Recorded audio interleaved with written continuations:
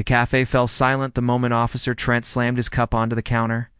Steam rose from the spilled coffee, curling between him and the woman standing across from him, a quiet black woman in a faded uniform, her hands still trembling from the splash he'd thrown.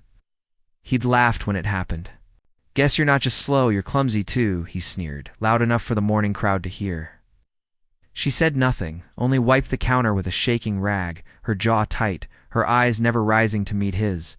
No one moved to defend her. No one said a word. But if they had known who she really was, or who she had raised, that silence might felt like shame. Before I tell you what happened next, tell me in the comments where you rewatching from. I love knowing who's listening. Her name was Lila Johnson, 52, mother of one. And every morning she opened that cafe before sunrise, brewed the first pot of coffee, and smiled at strangers as if it didn't hurt to stand all day. She was the kind of woman who carried dignity like armor, quiet, patient, unbreakable. But that morning the armor cracked. The hot coffee had burned her forearm, and the humiliation burned deeper. As the laughter faded and Officer Trent swaggered out, she whispered to herself, "Don't react. Don't let him win." Still, tears welled up. She thought of her son Malik, who was far from home, serving in a unit he couldn't talk about. The army had taken him halfway across the world, but his last words before leaving still echoed in her mind. "Ma, promise me you'll keep your head high, even when they try to bow it for you." She whispered that promise to herself again as she scrubbed the floor. That night, after closing, Lila found herself replaying the scene in her head. The officer's smirk, the bystander's silence. She wrote Malik a message she didn't intend to send. "You'd be disappointed in me today." Then she deleted it. Because that's what strength looked like for women like her, suffering quietly, healing slowly. 3 days later, everything changed. The same officer walked in again, heavy boots echoing against the tile. This time he was in uniform, not the kind he wore for patrol, but one pressed and polished, the kind reserved for ceremonies. There was tension in his shoulders, a stiffness that even arrogance couldn't hide. He ordered the same coffee. But his voice wasn't mocking, it was low, distracted. He barely made eye contact. Lila served him silently. "Everything okay, officer?" she asked softly. He hesitated, then muttered, "Funeral today." Her heart softened. "I'm sorry. Someone close to you." He nodded. "Sergeant First Class Malik Johnson, my mentor." Lila froze. The world seemed to tilt beneath her feet, her breath caught in her throat. Malik Johnson. Her Malik. The air felt heavy, almost unreal. Her fingers gripped the counter to keep from trembling. "You said Malik Johnson?" He nodded again, eyes distant. "Best man I ever knew. Taught me how to lead, how to think before I act. He saved my life once." The irony was cruel. He went on, his voice cracking for the first time since she'd met him. "He told me stories about his mom. Said she worked in a small-town cafe. Said she was his reason for everything."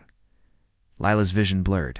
Her son had never told her the names of the men he served with, but fate somehow had brought this one here. Trent took a deep breath. "Ma'am, if I ever meet her, I'll tell her thank you." Her hand trembled as she set the cup in front of him. "You already have," she whispered. He looked up, confusion dawning first, then realization as he studied her face, her eyes, her expression. His jaw slackened. "You're his mother?" she finished quietly. The cafe went silent again. But this time, not out of fear, out of stunned reverence.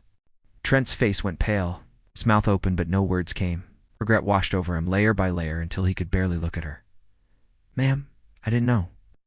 You didn't have to know," Lila interrupted gently. "You just had to be kind." Her voice wasn't angry, just tired, like someone who'd seen too much of the world's cruelty and still found grace to forgive it. Tears welled in his eyes. He reached into his pocket, pulled out a small silver pin, Malik's unit insignia. "He gave me this before the last mission," he whispered. "Said if I ever forgot what kind of man I wanted to be, I should look at it."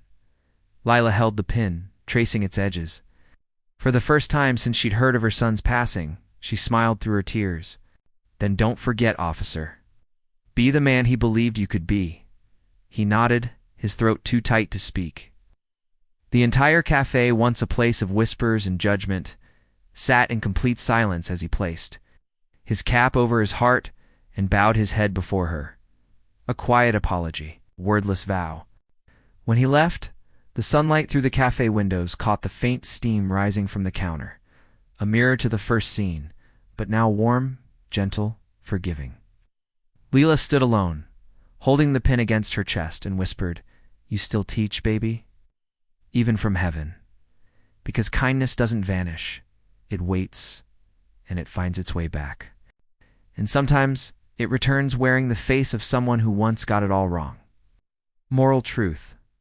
The measure of a person ice and tea found in their uniform or rank. It s in how they treat those with none. Poetic reflection. The same steam that once burned her now rose like a soft halo, proof that even pain can turn into light. Outro. CTR line. If you believe true respect begins with compassion, share the story. And subscribe for more powerful tales that remind us what humanity really means.